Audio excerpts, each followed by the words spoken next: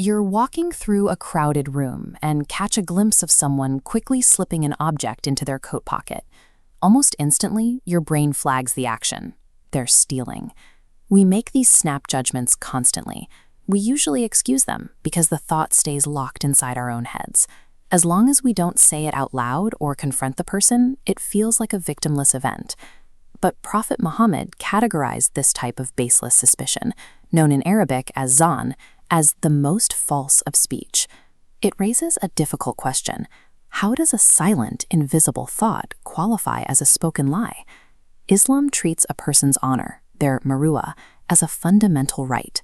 Internally convicting someone without a shred of proof is a direct violation of that dignity. This creates a psychological dilemma. The human brain is a prediction machine. We can't stop every random assumption from popping into our heads.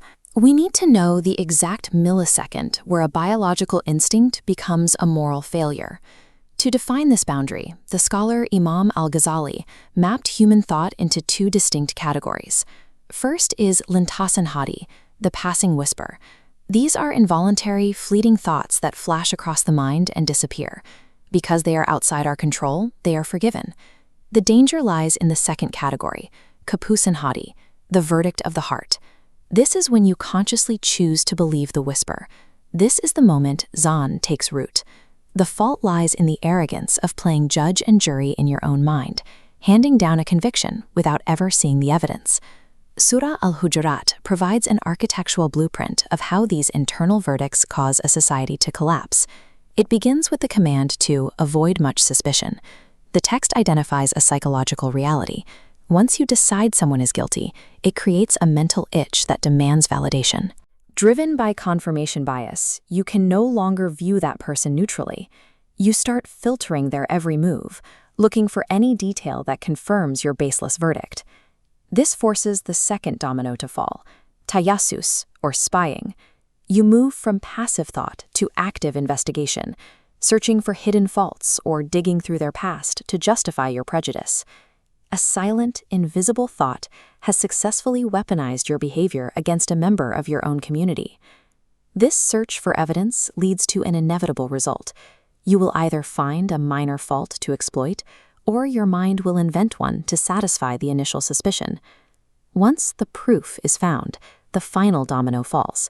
Ghiba, or backbiting, the act of sharing that manufactured fault with others. The Quran uses a haunting analogy to describe this moment. It likens the spread of rumors to eating the dead flesh of your own brother. The victim is considered dead because they are absent from the conversation. Without the power to defend themselves or clarify the context, their reputation is consumed by others. A single unverified prejudice has completed its chain reaction, resulting in the total destruction of communal brotherhood. The antidote to this decay is husnuzan, the deliberate practice of giving the benefit of the doubt. The Caliph Umar al-Khattab explicitly instructed people to interpret a brother's ambiguous actions in the best possible light until undeniable proof says otherwise. This is not a call for naivete. Husnuzan does not mean ignoring clear public threats or factual evidence of wrongdoing. It is a disciplined psychological defense mechanism designed to stop the dominoes of social decay before they start to fall.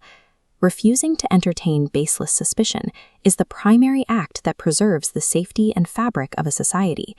If we view the human mind as a courtroom, it becomes clear that without hard evidence, we have no right to act as judge, jury, and executioner. Protecting the integrity of human dignity is as vital to a community's survival as guarding its physical borders or financial wealth. To save the external world from conflict, you must guard the quietest space in all of existence, your own thoughts. Mastering the boundary between a passing thought and a firm judgment is the foundational requirement for community survival and human honor.